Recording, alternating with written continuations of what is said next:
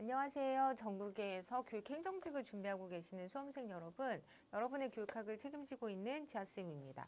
오늘 지난 시간에 이어서 교육행정 두 번째 시간이고요. 여러분들 교재로는 479페이지부터 시작을 해볼 건데, 제가 이 문제는 뭐냐면, 우리 앞 시간에 동기이론 관련해서 여러분들하고 요거 했었거든요. 근데 제가 그때 성과 만족 이론에 대한 그림을 좀 안 보여드린 것 같아서 요 얘기 다시 한번 하고 진도 나가도록 할게요. 이 문제 보시면 교사의 동기과정 이론에 대한 설명으로 옳은 것은 이라고 해서 이 문제가 사실 그때 얘기도 많고 다들 되게 체감적으로 어렵다고 느끼셨던 문제인데 일단 답은 3번이었었거든요. 그래서 기대 이론은 동기를 개인의 여러 가지 자발적인 행위 중에서 자신의 선택을 지배하는 과정으로 본다 라고 했을 때 이게 동기를 과정으로 본다라고 생각하기보다는 이 동기를 동기화라고 생각을 하셔서 우리가 이제 동기화라고 하는 게 지배하는 자신의 선택을 지배하는 과정으로 볼 수는 있는 거잖아요. 그렇게 이해하시면은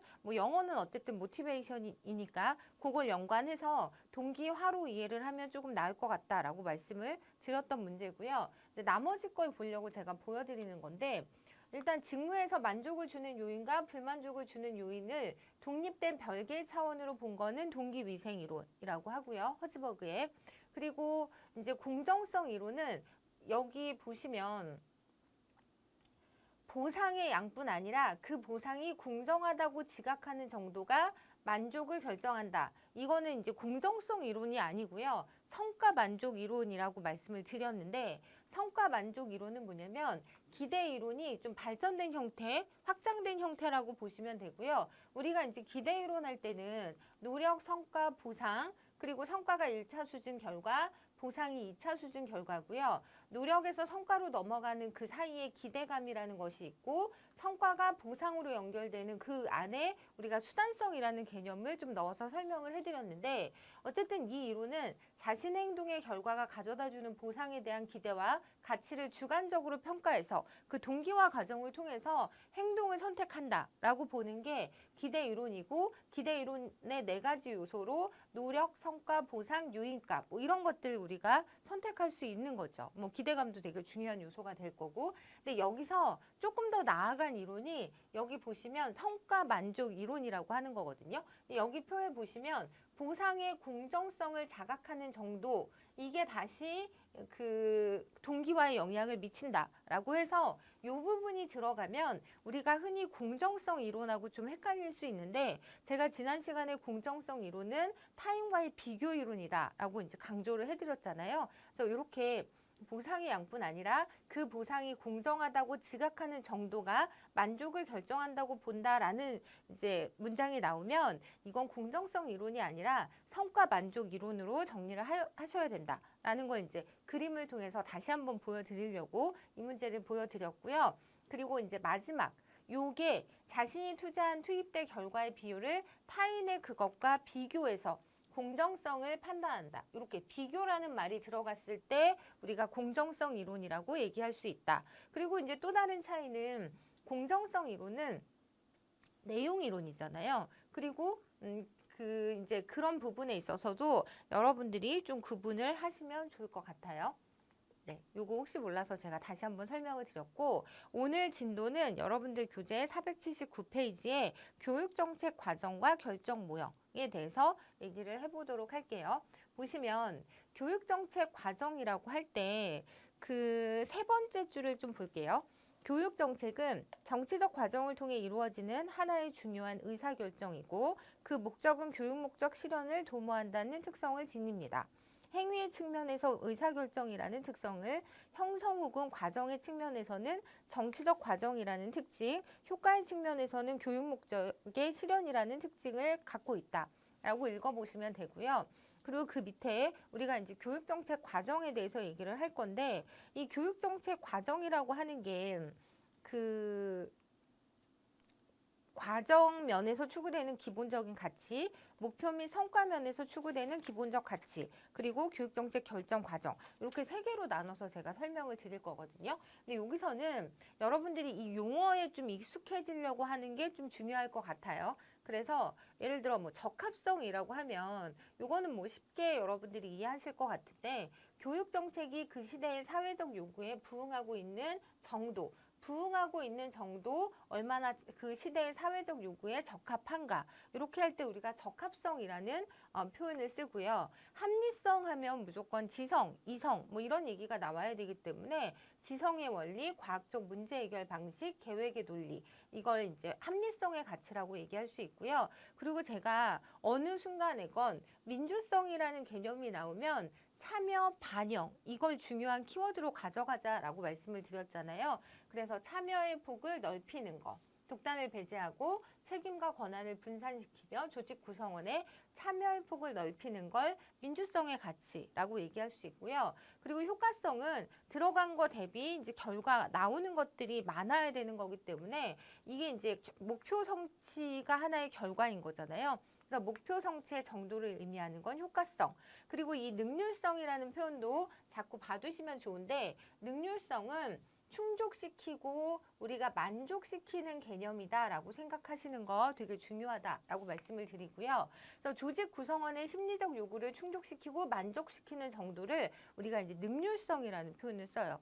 그래서 이게 좀 안 다가오잖아요. 왠지 능률성 그러면 효과성이나 경제성하고 같은 개념이라고 생각할 수가 있는데 일상적으로 쓰는 표현이다 보니까, 근데 그게 아니라 행정에서 우리가 능률성이라고 얘기할 때는 어떤 만족시키고 충족시키는 정도를 능률성이라고 표현하고 있구나라고 해서 자꾸 연결을 지어서 이해를 하시려고 하면 도움이 될 것 같아요, 나중에도. 그리고 책무성은 책임을 지는 거기 때문에 스스로의 행동을 책임지고 설명할 수 있음을 의미하는 가치고요. 그래서 이렇게 해서 과정면에서 추구되는 기본적인 가치들을 각 그 표현되는 언어와 의미들을 이렇게 연결해서 읽어보시면 행정학적으로 여러분들이 좀 베이스를 갖출 수 있게 될 거다라고 말씀을 드릴 수 있어요. 그래서 제가 자꾸 강조를 해드리는 부분이고요. 그리고 두 번째가 목표 및 성과 면에서 추구되는 기본적 가치라고 해서 얘는 이제 형평성. 요거 우리 교육사회 시간에 그 다른 것은 다르게라고 하는 그 롤스의 그 정의론을 제가 설명하면서 형평성 얘기를 드렸었는데 결과일평등하고도 관련된 내용이잖아요. 그래서 보시면 균형, 공정, 평등 등과 상통되는 개념으로 모든 국민에게 교육에 접근할 수 있는 기회를 균등하게 보장해 주는 거죠. 보장해주고, 물론 이제 보상해주는 거죠. 그 교육사회적인 용어로 따지면 우리가 이제 보상적인 접근이라고 볼 수 있는 건데, 교육의 여건에 있어서 균등화를 꾀하고자 하는 것. 그래서 뭔가 공정의 개념이 들어가면 여러분들이 형평성의 가치를 선택하시면 될 것 같고요. 수월성은 교육의 성과가 훌륭히 나타나는 정도를 얘기하는 거고, 자율성은 제가 맨날 자주 독립 이런 얘기 많이 드리는데 스스로 결정하고 선택하는 자주적 결정의 정도, 공익성은 공공의 이익을 앞세우는 이런 가치들이 목표 및 성과 면에서 추구되는 기본적인 가치다라고 이해하고 넘어가시면 될 것 같아요.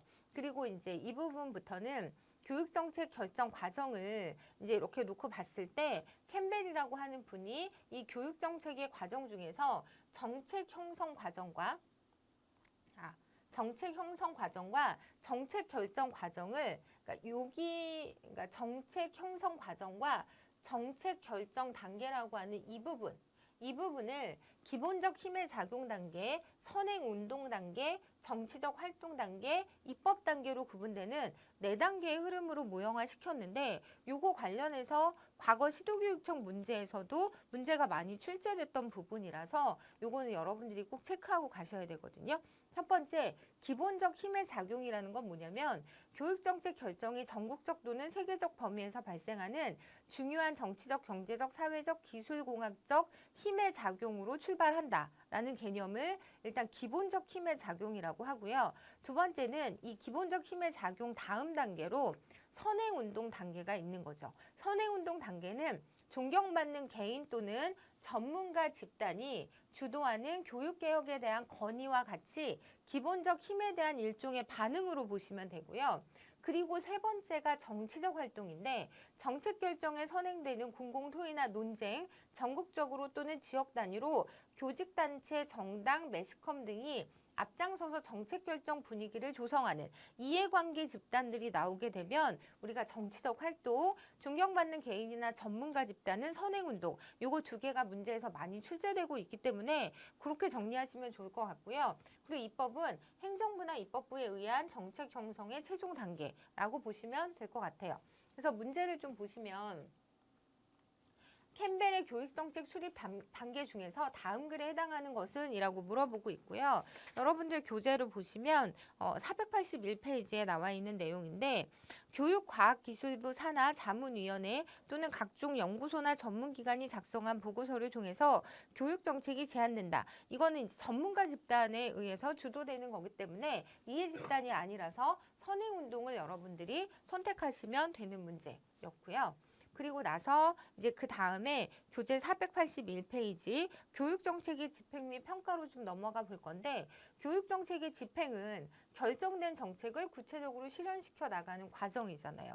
그리고 정책으로 결정된 대안은 추상성이 매우 높은 경우가 많기 때문에 이걸 구체화하고 실체화하는 과정인 집행이 매우 중요한 의미를 갖겠죠. 이 부분을 이해하고 넘어가시면 되고 그리고 교육정책이 결정되었다 하더라도 실제 집행 과정에서 정책의 목표가 달성되지 않는 경우가 있는데 정책 목표와 정책 대안 사이에 처음부터 인과관계가 존재하지 않는 경우엔 정책 자체가 잘못된 거기 때문에 정책의 실패라는 표현을 쓰고요. 그리고 정책 집행 과정에서 예상치 못한 문제가 발생해서 의도된 정책 목표를 달성하지 못하는 경우에는 집행 과정에서 문제가 생긴 거기 때문에 우리가 집행의 실패라고 구분하니까 이것도 그냥 이해하시면 될 것 같아요. 그리고 나서 정책이 집행되는 과정에서 이루어지는 모니터링을 포함해서 정책이 집행된 이후에 목표한 바를 달성했는지를 분석하는 것을 평가, 정책 평가라고 얘기를 하겠죠. 그리고 정책의 결과는 산출 성과, 영향으로 구분할 수 있는데 산출은 측정 가능한 가시적인 결과를 우리가 산출, 측정 가능한 요거 연결해서 보시면 되고요. 그리고 성과는 비가시적인 결과를 포함하고요. 영향은 사회에 미치는 장기적인 효과를 의미하는 개념이다 라고 이해하시면 될 것 같아요. 그리고 정책평가 결과는 다음 해의 정책이나 유사한 정책의 추진에 참고 자료로 활용되는데 이 과정을 피드백이라고 하잖아요. 근데 우리말로는 정책 환류라고 표현을 한다라는 부분까지 읽어보시면 좋을 것 같아요. 그리고 이제 올해 시도교육청에서 나왔던 문제인데 보시면 다음에서 설명하는 교육정책 의사결정 과정을 물어보고 있고요. 관료제 중앙집권적 조직에 적합하고 조직 목표 달성이 의사결정의 목적이고요. 목표 달성을 극대화하는 최적의 대안을 선택하는 것이 가능하다고 본다. 이거 굉장히 이상적인 접근이잖아요. 그래서 우리가 이상적으로 이게 가능하다고 보는 관점은 여기서 합리적 관점밖에 없기 때문에 여러분들이 합리적 관점을 선택하셨으면 되는 문제였고요. 이거 관련해서 제가 이 기본서에는 나와 있지 않지만 그 이후에 작년부터 요거 관련된 문제가 나와서 제가 이제 참고 자료실 그 지하쌤 카페 여러분들 그 가시면 참고 자료실에도 요 내용이 들어 있거든요. 그래서 요거 가지고 정리를 좀 하실 필요가 있는데 요 내용은 뭐냐면 의사결정에 관한 관점에는 우리가 합리적, 참여적, 정치적, 우연적 관점이라고 해서 총 4가지로 나눠볼 수 있거든요. 근데 방금 우리가 했던 게 이 합리적 관점에 대한 문제였잖아요. 보시면 목표 달성을 극대화하는 선택 그리고 조직 목표를 달성하는 게 의사결정의 목적이고요. 적합한 조직 형태로 관료제 중앙집권적 조직이 해당이 된다. 그래서 요거는 지금 올해 시도교육청에 나왔던 문제고 작년에는 이 참여적 관점이 나왔었거든요. 보시면 참여적 관점은 합의에 의한 선택인 거죠. 그러니까 여러분들이 이거는 뭐 극대화하고 이상적으로 접근하는 방식이기 때문에 합리적 관점을 골라주시면 되는데 나머지 부분은 참여적 관점은 합의, 정치적 관점은 협상, 우연적 관점은 우연적 결과. 요걸 키워드로 접근하셔서 정리를 하시면 되거든요. 그래서 참여적 관점은 합의에 의한 선택이고 조직 목표 달성하는 게 목적이고 전문적 조직에 적합한 그런 의사결정 방법이다라고 생각하시면 되고요. 그리고 정치적 관점 같은 경우는 이해 집단이 나와야 하잖아요. 그래서 뭐 조직 목표가 아니라 이해 집단의 목표를 달성하는 것이 의사결정의 목적이 된다라는 부분 이해하시면 될 것 같고, 그리고 대립된 이해가 존재하고 협상이 용이한 조직일 경우에 정치적 관점의 의사결정을 사용한다라고 이해하시면 되고, 우연적 관점은 뭐 달성할 목표가 분명하지 않은 조직, 상징적 의미의 목표 달성, 그래서 선택은 늘 우연적 결과다라고 해서 이 전체적인 그림, 표를 머릿속에 좀 넣으셔야 되는데, 일단 가장 중요한 키워드는 참여적 관점이 합의, 이건 좀 민주적인 방식이잖아요. 그래서 합의에 의한 선택, 그리고 정치적 관점 같은 경우는 이해 집단의 목표 달성을 이루어야 하기 때문에 그 안에서 이해 집단들끼리 협상에 의한 선택을 한다라고 해서 이 두 가지만 정리해 두시면 헷갈리지 않게 문제를 푸실 수 있을 거라고 생각을 합니다. 또 이제 작년에 이 문제가 나왔었잖아요. 보시면 다음 설명에 해당하는 교육정책 형성의 관점은 이라고 해서 공동의 목표가 있고 이를 달성하기 위해 최선의 선택을 하며 체제 내의 작용에 의해 의사결정이 이루어집니다. 의사결정을 관련 당사자 간의 논의를 통한 합의의 결과로 이해를 하는 거죠. 그래서 뭐 다른 부분보다 이렇게 합의의 결과로 이해한다, 이 부분 가지고도 여러분들이 참여적 관점을 선택할 수 있는 문제, 그렇게 좀 정리를 해서 준비를 하시면 좋을 것 같아요.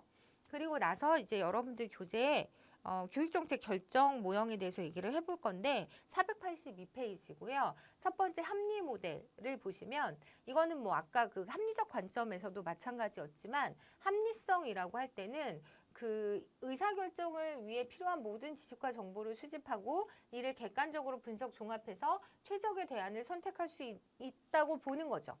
그래서 이상적인 접근이다라고 생각하시면 되고요. 인간의 전능성을 전제로 하는 그런 관점이다라고 보시고 조직 목표의 달성을 극대화하기 위한 최선의 해결책을 합리적으로 선택할 수 있다고 보는 거죠.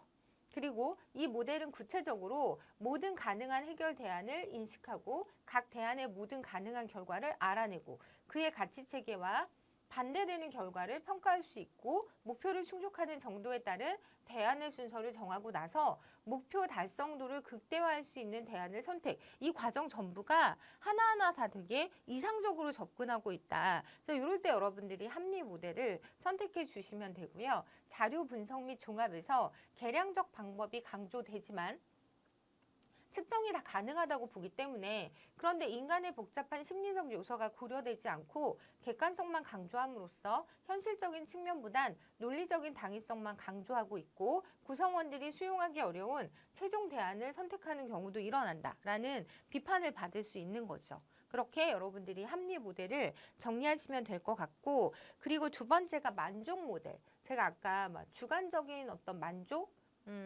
이런 것들이 이제 능률성하고 관련된다라는 표현 이제 말씀도 드렸었는데, 이 만족 모델도 마찬가지로 주관적인 입장을 고려한 모델이에요. 지나치게 객관성을 강조한 합리 모델의 제약을 극복하기 위해서 의사 결정자의 주관적인 입장을 고려한 모델이고요. 객관적인 자료를 바탕으로 여러 대안을 모색하긴 하지만 최종적인 대안을 결정할 때는 더 만족스러운 대안을 선택하는 모델이다라고 생각하시면 되고요.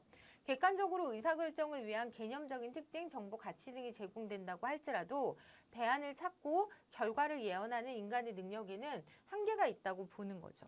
그래서 현실적으로 인간은 최적의 대안을 선택할 수 없기 때문에 단지 만족할 만한 수준의 대안을 선택할 수밖에 없다라고 보는 입장이 만족 모델이고요. 점증 모델 같은 경우는 기존의 정책이나 결정을 점진적으로 수정해 나가는 입장. 그래서 가장 보수적이고 온건지향적이다. 여기 보면 다소 향상된 정책 결정에 만족하는 모델이다라고 생각하시면 돼요. 그리고 문제가 복잡하고 불확실하며 갈등이 많은 경우 현재 상황과 유사한 매우 제한된 몇 가지의 대안에 대해서 그 결과를 계속적으로 비교함으로써 의사결정자들이 상당한 수준까지 동의할 때 최종 대안을 선택하는데, 이러한 점증 모델의 특징은 구체적이고 실제적인 대안들을 계속해서 비교하는 거기 때문에 온건지향적이고 보수적인 조직에서 환영받는 의사결정 모델이다라고 이해하시면 되고요. 반면에 개혁이나 혁신적인 의사결정에는 부적합하겠죠. 이 부분 충분히 이해하실 수 있을 거라고 생각하고, 그리고 이제 시험에 많이 나오는 것 중에 하나가 혼합 모델이라고 해서 무엇과 무엇을 혼합할 건가라는 문제인 거죠. 그럼 여러분들이 지금 배운 그 세 가지 모델 중에서 가장 이상적인 합리 모델하고 가장 보수적인 점증 모델을 혼합한 것을 우리가 혼합 모델이라고 한다. 요거 기억하시는 거 제일 중요하거든요. 보시면 정책이나 기본적인 방향 설정은 합리 모델에 의해서 결정을 하고요. 그리고 기본 방향이 설정된 후에 세부적인 문제는 점증 모델을 따르는 거예요.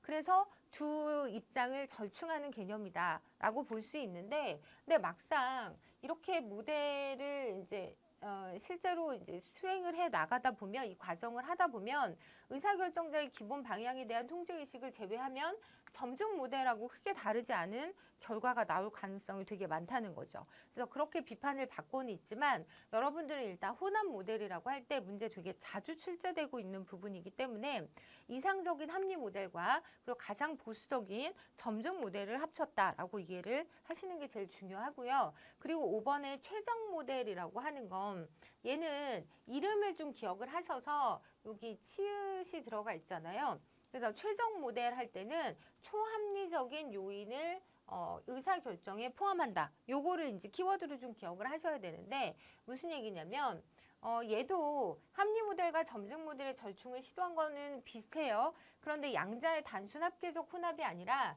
합리성과 초합리성을 동시에 고려하는 최적치를 추구하는 규범적인 모델.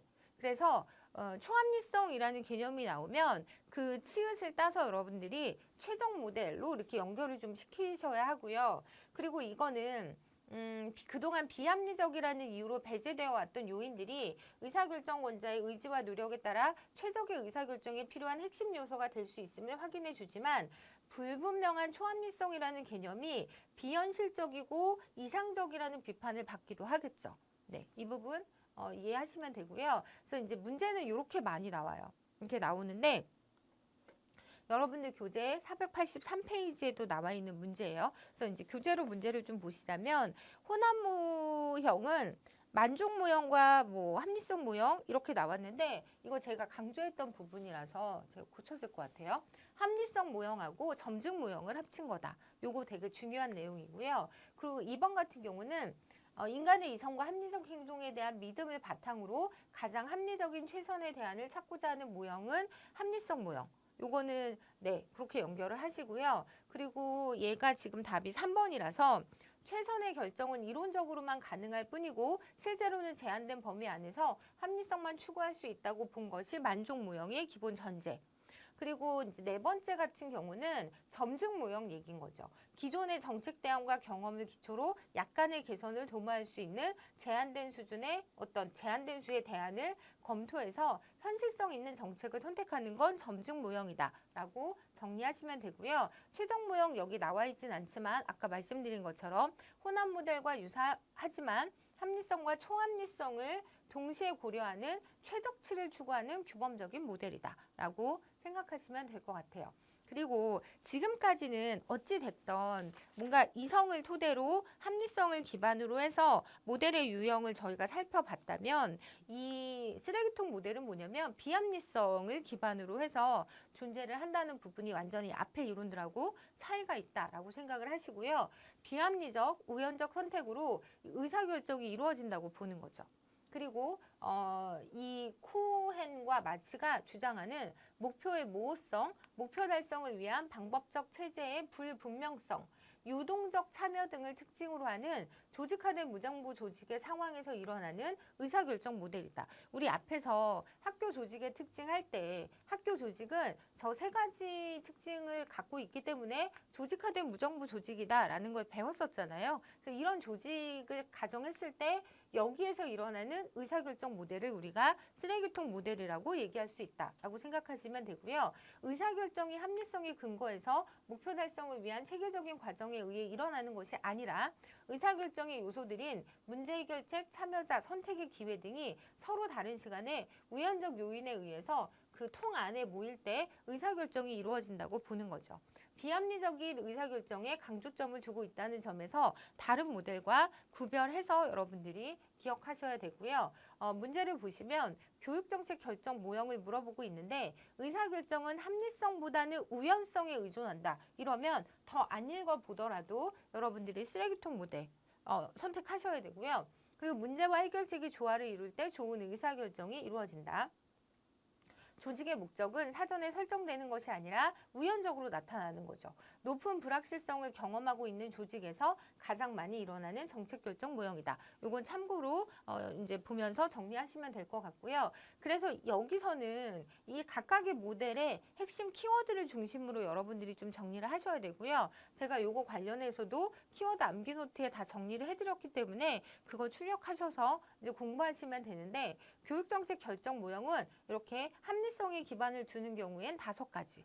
그리고 합리성에 기반을 두지 않는 경우에 쓰레기통 모델을 별도로 기억을 하셔야 되고요. 합리 모델은 최선의 해결책을 합리적으로 선택, 합리성을 강조하는 이상적인 모델. 그리고 만족 모델은 이게 이제 현실적으로는 불가능하기 때문에 실제로는 최적의 대안을 선택할 수 없기 때문에 만족할 만한 대안을 선택한다라고 해서 만족 모델.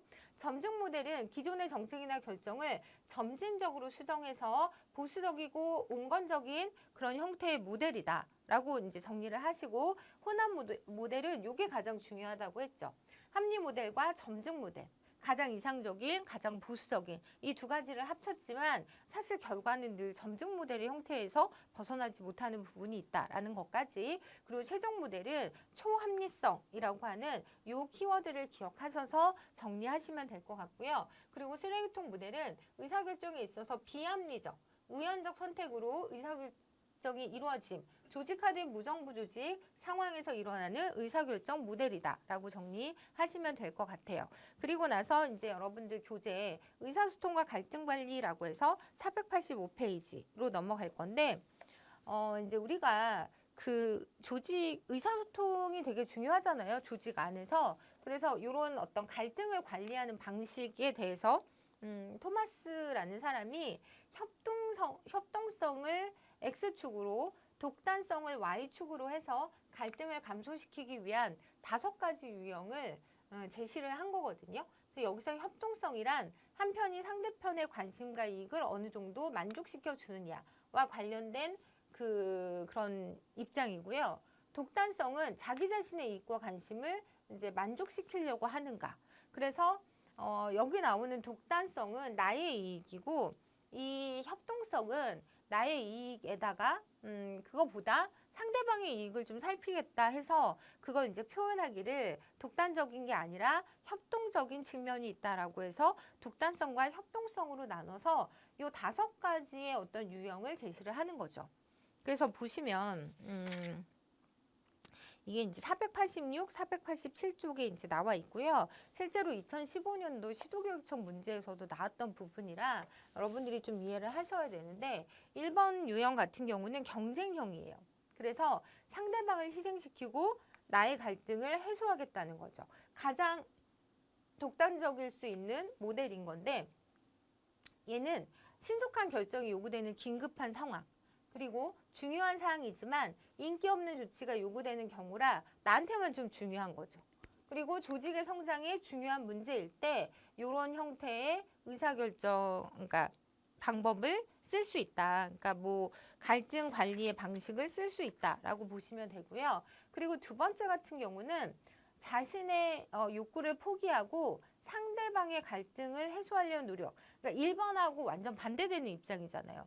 나의 욕구를 죽이고 상대방의 갈등을 해소하려고, 상대방의 그 욕구를 만족시키려고 하는 거잖아요. 그래서 이런 경우를 우리가 수능형이라고 하는데, 자기가 잘못한 것을 알았을 때, 그리고 보다 중요한 문제를 위해 좋은 관계를 유지해야 할 때, 조화와 안정이 특히 중요할 때, 패배가 불가피해서 손실을 극소화할 필요가 있을 때, 이럴 때 그냥 좀 완전 지고 들어가는 거잖아요. 그래서 이런 상황에 우리가 수능형의 모델을 사용한다라고 보시면 되고요.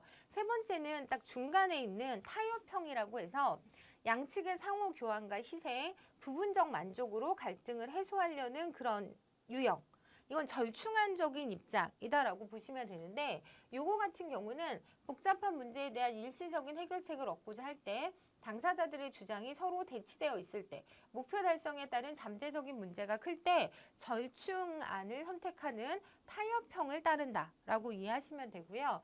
그리고 네 번째 협력이라고 하는 건 양쪽이 만족할 수 있는 갈등 해소책을 협력을 통해 마련을 하는 거예요. 어떻게 보면 나의 그 욕구도 만족시키면서 상대방의 욕구도 만족시키는 관점이라고 보시면 되는데 요거는 합의와 헌신이 필요할 때 양자의 관심사가 매우 중요해서 통합적인 해결책만이 수용될 수 있을 때 관계 증진에 장애가 되는 감정을 다루어야 할 때 목표가 학습하는 것일 때 요럴 때 이제 협력형의 의사소통 관리 유형을 사용한다라고 보시면 되고요. 그리고 여기는 회피형인데 갈등이 없었던 것처럼 행동을 하는 거예요. 그러니까 이건 어떤 순간이냐면 쟁점이 사소한 것일 때 해결에 들어가는 비용이 효과보다 클 때 이럴 땐 그냥 아예 없는 거라고 치는 게 더 경제적이고 효과적일 수 있잖아요. 그리고 다른 문제가 해결되면 자연스럽게 해결될 수 있는 하위 갈등일 때 사태를 진정시키고자 할 때 이럴 때 회피형의 방식을 사용한다라고 해서 정리를 해주시면 좋을 것 같고요. 실제 과거의 문제는 어떤 식으로 나왔냐면 토마스의 갈등 관리 이론에 근거할 때 다음 모든 상황에서 가장 효과적인 갈등 관리의 방식은? 이라고 물어봤는데 보시면 조화와 안정이 특히 중요하고요. 자신이 잘못한 것을 알았을 때 그럼 이때는 우리가 순응하고 수용하는 게 좀 자연스럽잖아요. 다른 사람에게 더 중요한 사항일 때 패배가 불가피해서 손실을 극소화할 필요가 있을 때 수용 형태의 갈등 관리의 방식을 사용한다라고 해서 얘는 여러분들이 강의를 들으면서 전체적으로 좀 정리하면 크게 어렵지 않을 수 있을 거다라는 생각이 들고요. 그리고 이제 교재는 이것도 나와 있지는 않은데 우리 이제 조아리창이라고 해서 이것도 예전에 문제로 나왔던 부분이거든요. 보시면 1955년에 미국의 심리학자인 조셉 루프트와 해리 임햄이 발표한 이론으로서 조아리는 두 사람 이름의 앞부분을 합성해 만든 용어예요. 그래서 이 조랑 요거를 합쳐서 조애리 또는 조아리창 이렇게 이제 얘기를 하는 건데 요것도 내용은 또 보시면 그렇게 어렵진 않아요. 보면 우리에겐 이렇게 타인에게 알려진 부분과 타인이 모르는 부분, 내가 아는 부분과 내가 모르는 부분이 있다는 거죠. 그래서 나도 알고 타인도 아는 부분을 열린 영역이라고 하고 나도 모르고 타인도 모르는 건 당연히 미지의 영역일 거 아니에요. 그리고 나를 기준으로 해서 나는 알고 있는데 타인은 모르는 건 내가 숨겨진 영역일 거고 그리고 이 부분 같은 경우는 뭐냐면 나는 모르는데 남들한테는 보이는 거죠. 그래서 내 입장에서 나는 모르는 거니까 맹인 영역이라고 해서 이 각각의 영역에 대한 특징들도 여러분들이 이해를 하시는 게 되게 중요한데 내용을 보시면 열린 영역은 넓을수록 다른 사람과의 공감대 형성이 수월하고 인간관계가 원만하겠죠. 그리고 맹인 영역 같은 건 뭐냐면 나는 모르는데 드러나는 부분이에요. 타인에게. 그러면 이거는 나의 무의식적인 언어 습관이나 행동 방식 등 맹인 영역이 넓을수록 자기의 감정을 잘 표현하지만 다른 사람들로부터 독선적이라는 평가를 받기 쉽고요. 맹인 영역에 대한 언급은 갈등을 유발할 소지가 있는 거죠. 내가 모르는데 남이 아는 나에 대한 얘기를 했을 경우에 이게 갈등으로 이어질 수도 있다라고 이해를 하시면 되고요. 숨겨진 영역은 나만 알고 있는 거죠. 다른 사람은 모르는 거예요. 약점, 비밀, 욕망, 감정, 꿈 등 대인간 갈등에 대한 잠재력이 존재할 수 있는 영역이다. 나만 아는 부분이기 때문에 숨겨진 영역. 미지의 영역은 무의식의 영역, 심리적 상처가 많은 경우 미지의 영역은 넓어지게 되고요. 다른 세 가지 영역에 비해 갈등 잠재력이 가장 클 수 있는 무의식의 영역이라고 이해하시면 될 것 같아요. 그렇게 해서 정리를 하시면 되고요. 이제 저희 이제 교육법으로 넘어갈 건데, 네, 그 강의를 제가 이제 3번에 나눠서 좀 하려다 보니까 여기 앞에 조금 하고 쉬었다 가도록 할게요. 보시면 교육법은 이제 여러분들이 되게 어려워하는 부분이기도 한데 이제 교육행정에서 교육법 문제가 그래도 많이 나오고 있고 그래서 수업 시간에 강의 시간에 여러분들이 그 교육법을 자꾸 눈으로 보면서 익혀두시는 게 되게 중요하다. 그래서 처음에는 좀 어려울 수 있지만 반복적으로 보시면서 이런 교육관계 그 법 조항들의 내용들이 있구나라고 익숙해지시는 게 되게 중요하다라는 말씀을 드리고요. 오늘은 그래도 처음 보시는 거니까 교육법에 이런 것들이 있구나라고 하고 넘어가시고, 그리고 테마별 기출보기기 강좌할 때 다시 한번 제가 자세히 설명드리면 그때 보시고 모의고사 이렇게 반복적으로 보시면서 서서히 내 걸로 만들어 가야겠다라는 생각을 하시는 것도 좋을 것 같아요. 처음에 보시면 교육법의 체계와 내용 관련해서 교육법은 교육에 관한 법을 가리키는 통칭이고 1988년도에 교육법을 전면적으로 개편하면서 교육기본법, 초중등교육법, 고등교육법, 평생교육법에 4가지 법 체제로 바뀌어서 시행되고 있다. 그러니까 이 4가지 법을 여러분들이 좀 중요하게 보셔야겠다라고 생각하시면 되고요. 교육법의 분류는 존재 형식에 따라 성문법과 불문법으로 나뉘어요. 근데 그리고 이제 범위, 규율 적용 지역 범위에 따라서 국내법, 국제법, 관계 대상에 따라서 공법과 사법으로 나뉘는데, 이걸 좀 자세히 보면 일단 성문법과 불문법은, 성문법은 제정법이라고도 하고요. 문자로 기술되고 문장의 형식을 갖추어 일정한 절차에 따라 제정된 법들, 그러니까 눈에 보이는 법을 우리가 성문법이라고 하고요. 헌법과 법률, 조약, 명령, 자치법규 이런 거 다 우리가 공부하는 법들이 사실은 다 성문법인 거죠. 근데 불문법은 비제정법이라서 문자나 문장의 형식으로 확정되지 않은 법이에요. 뭐 관습법이나 판례 같은 얘기는 좀 들어보셨을 것 같은데, 판례법, 조리 이런 게 불문법에 해당되는데 사안마다 판단이 달라질 수 있고 성문법처럼 일률적으로 행위에 대해 규율하고 있지 않기 때문에 우리가 불문법이라는 표현을 씁니다. 그리고 규율 적용 범위에 따라 국내법, 국제법으로 나뉘는데 요거는 여러분들도 바로 아실 수 있을 것 같아요. 근데 여기서 두 번째 보시면 국제법의 예로 유네스코 헌장, 세계무역기구 협정, 뭐 이런 말들, 협정 이런 게 이제 국제법의 예가 되는데, 일반적으로 국가 간의 협정이 국회에서 법률로 통과돼서 이제 국내에서도 효력을 발휘하기 때문에 사실상 국내법, 법률과 동일한 효력을 지니고 있는 거죠. 그래서 자치법규보다는 국제법이 법률에 준하기 때문에 우세하다라고 하는 부분도 기억하시고요. 공법은 국가와 개인 간의 관계에 관한 법이고 사법은 개인 간에 관계되는 법을 말하죠. 그래서 공법은 공익에 관계된 법이고 사법은 사익에 관계된 법으로 구분하기도 하고요. 국가나 지방자치단체가 제정한 법은 공법, 그리고 사립학교의 교직원 인사관계나 재산에 관한 사항은 민법에 따르므로 사법이라고 할 수 있습니다. 이런 식으로 법의 분류를 저희가 한번 해봤고요. 그리고 나서 이제 교육의 법원에서 헌법에 대해서 먼저 알아보도록 할 건데, 여러분들 교재로 보시면 490페이지. 그래서 제가 이제 대한민국 헌법을 여러분들한테 보여드렸는데 요 내용을 기억하시는 게 제일 중요해요.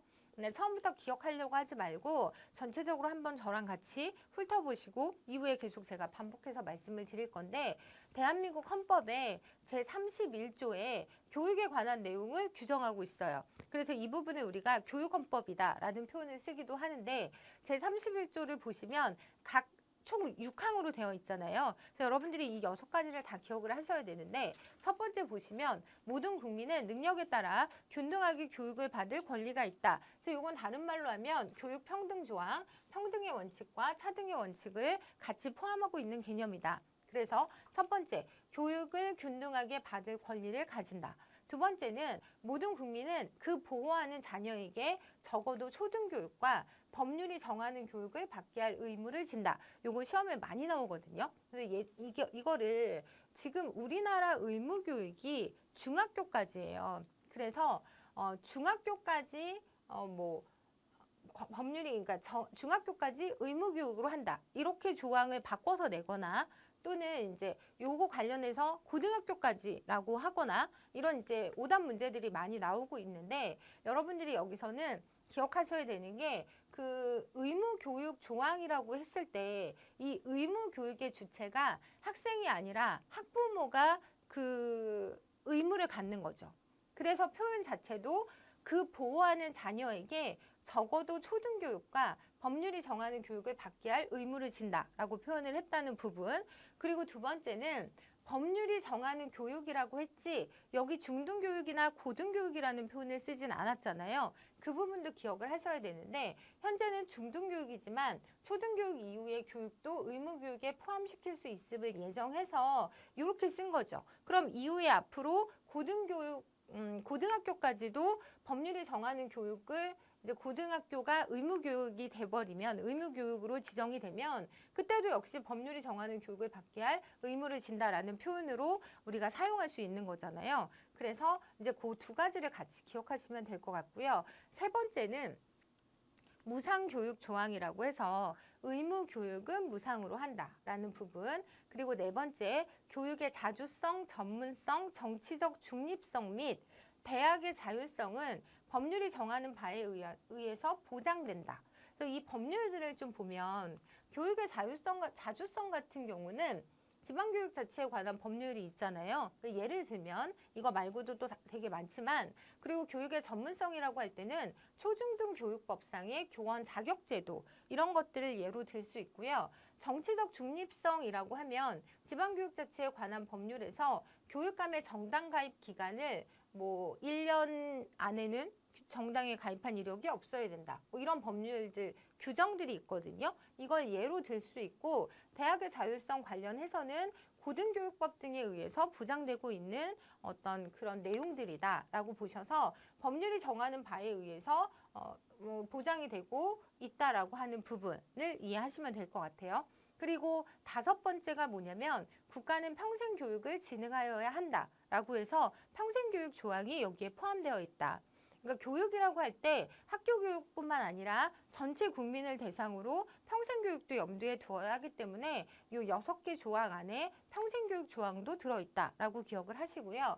학교 교육 및 평생교육을 포함한 교육제도와 그 운영, 교육재정 및 교원의 지위에 관한 기본적인 사항은 법률로 정한다라고 해서 이게 이제 교육제도 법정주의 조항이라고 하는데 초중등 교육법, 평생교육법, 교육공무원법, 사립학교법, 지방교육 자체에 관한 법률 이 밖에도 많은 법률들이 있잖아요. 이런 것들이 제정돼 있다라고 이해를 하시면 되고 그리고 이제 평생교육법 관련해서 평생교육법을 제정, 평생교육 진흥에 대한 국가 및 지방자치단체의 책임과 평생교육제도와 그 운영에 관한 기본적인 사항을 규정한다라고 해서 이 모든 부분들이 여러분들한테 이제 다 들어가야 되는데 오늘은 처음이니까 저랑 한번 전체적으로 이해를 좀 해보시고 다음에 제가 또 이 부분은 중요하기 때문에 계속 반복해서 말씀을 드리도록 할게요. 문제 보시면 22년도 시도교육청 문제였는데 현행법상 교육의 중립성에 대한 설명으로 옳지 않은 것은 이라고 되어 있고요.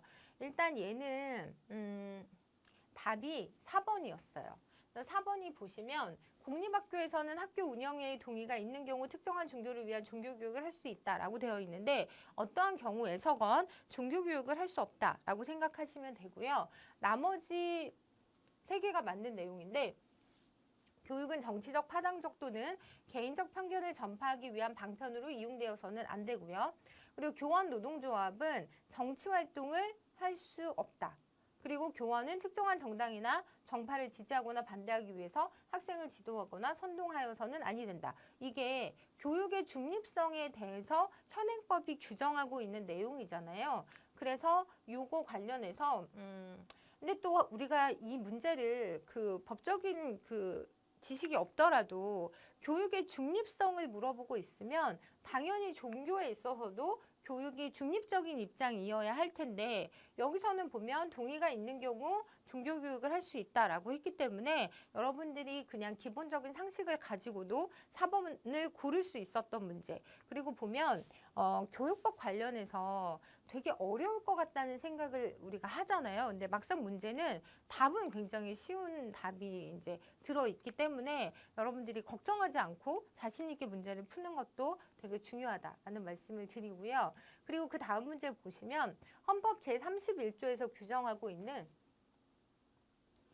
교육에 관한 내용으로 옳지 않은 것은 이라고 해서 우리가 지금 헌법 제31조 6개 조항을 배워봤잖아요. 그러니까 거기에 없는 내용을 찾으면 되는데 일단 균등하게 교육받을 권리, 교육의 정치적 중립성, 교육제도의 법정주의를 살펴봤는데 이 내용이 왜 틀리냐면 고등학교까지 의무교육 무상화라는 내용이 아예 없었잖아요. 그리고 우리나라는 고등학교까지 의무교육이 아니라 현재까지는 중학교까지가 의무교육이다. 라고 이해를 하시면 될 것 같아요. 그리고 이제 올해 국가직 문제였는데 교육과 관련해서 우리나라 헌법에 명문화되어 있지 않은 내용은 이라고 해서 국가는 평생교육을 진행하여야 한다라는 내용이 있었죠. 그리고 모든 국민은 능력에 따라 균등하게 교육을 받을 권리를 가진다. 제일 첫 번째 있었던 얘기고요. 교육의 자주성, 전문성, 정치적 중립성 및 대학의 자율성은 법률이 정하는 바에 의해서 보장된다. 이것도 나왔던 내용인데 답이 이게 4번이잖아요. 국가는 특별한 교육적 배려가 필요한 사람의 교육을 지원하기 위해서 필요한 시책을 수립 실시하여야 한다라는 표현은 명문화되어 있지 않다. 그래서 헌법 제31조 6가지 항을 여러분들이 꼭 기억하셔야 된다라는 말씀을 다시 한번 드리면서 그 다음에 여러분들 교재 교육의 법원에 대해서 얘기를 좀 해보도록 할게요. 교육의 법원이라고 해서 지금 두 번째 우리가 헌법을 살펴봤잖아요. 두 번째가 법률인데 법률은 입법부에서 정하는 법인 거죠. 국회에서 정하는 법을 우리가 법률이라고 하는데 교육기본법, 초중등교육법, 고등교육법, 평생교육법, 교육공무원법, 사립학교법, 지방교육자치에 관한 법률 이런 것들이 모두 법률이잖아요. 그래서 이 법률의 재개정은 의원 입법하고 정부 입법으로 나누거든요. 그래서 의원 입법 같은 경우는 국회의원이 발의하는 것을 말하고요. 정부 입법은 행정부인 교육부 등이 발의해서 입법하는 건데 국가 간 협정사항을 국회에서 법률로 만들어서 국내에서 발효되도록 하는데 이 절차를 우리가 비준 절차라고 합니다. 그래서 세 번째가 명령인데 명령은 행정부에서 만든 법이에요. 그래서 대통령이 만든 법을 우리가 대통령령 다시 말하면 시행령이라는 표현 많이 쓰잖아요. 뭐 초중등 교육법이 있으면 걔는 법률인 거고 초중등 교육법 시행령 이게 이제 대통령령인 거거든요. 그래서 이게 하나의 행정부에서 만든 명령에 해당된다라고 해서 전체적인 체계를 좀 이해하셔야 되는데 총리가 만든 법은 총리령, 장관이 만든 법을 부령, 교육부 장관이 만든 법을 우리가 교육부령이라고 하는 거죠. 그래서 예를 들면 대통령령의 명칭은 시행령, 시행규정, 부령의 명칭은 시행규칙. 예를 들면 초중등 교육법 시행령은 초중등 교육법에서 위임한 사항이나 그 시행에 필요한 사항을 규정하는 대통령령에 해당이 되는 거고요. 부령으로는 초중등 교육법 시행규칙이 있는 거죠. 그래서 이 규칙은 초중등 교육법 및 같은 법 시행령에서 위임된 사항과 그 시행에 필요한 사항을 규정하고 있다. 그래서 이 얘기가 뭐냐면 초중등 교육법이 있고 그 다음에 초중등 교육법 시행령이 있고요. 초중등 교육법 시행 규칙이 있다라고 해서 이렇게 위계를 갖고 있다라고 이해를 하시면 될 것 같아요. 그래서 여기서 초중등 교육법만 법률에 해당이 되고 시행령이나 시행 규칙은 명령에 해당된다라고 보시면 되고요. 그 같은 명령에서도 대통령령인 시행령이 조금 더 우선한다. 당연히 이제 걔가 우선하고 상위법에 해당된다라고 이해하시면 될 것 같아요. 그리고 네 번째 자치법규는 뭐냐면 지방자치단체가 만드는 법인데 우리가 지방자치단체에 들어가 보면 의결기구와 집행기구가 있어요. 그래서 의결기구는 의회를 얘기하는 거고 집행기구는 광역자치단체장인 시장도지사를 가리키는 내용이고요. 의결기구에서 기초자치단체, 광역자치단체인 시도의회가 있고 기초자치단체인 시군구 의회가 있는데 여기서 만드는 법을 우리가 조례라고 합니다. 그리고 집행기구는 광역자치단체장인 시장도지사, 기초자치단체장인 시장군수, 구청장이 있는데 여기서 나오는 법을 우리가 규칙이라고 하는 거죠. 그리고 요것과 이제 좀 열애로 교육부 관련해서 우리가 좀 보자면 그 집행기구에서 교육특별자치단체장인 시도교육감을 우리가 집행기구라고 하는데 이 교육감은 당연히 교육규칙을 만들 수 있잖아요. 이것과 함께 그 교육감에 부여된 두 가지 입법권이 있는데 그게 조례안 작성권하고 이 교육규칙 제정권이다. 조례안 작성권이 있다라는 부분을 여러분들이 꼭 기억하셔야 되는데 다음에도 제가 또 한번 말씀을 드릴 테니까 다시 이번에는 듣고 교육감에게 그런 두 가지 입법권이 있구나라고 생각하시면 될 것 같아요. 그리고 나서 이제 우리가 관습법에 대해서 좀 알아볼 건데 관습법을 보시면 그 전에 여러분들 교재 492페이지에 마지막 밑에서 세 번째 줄부터 좀 볼게요. 그 교육조례의 대표적인 예는 학교 설치 조례. 이거는 이제 의회에서 원래는 만들어야 되는데 우리나라 같은 경우는 지금 현재 그 교육위원회가 없잖아요. 그러다 보니까 이거를 조례안 작성권을 교육감이 가지고 있다라고 하는 부분하고 연관해서 학교 설치 조례는 지방자치단체가 학교를 세우기 위해 만든 법이고 이때 지방자치단체랑 광역자치단체를 의미하고요.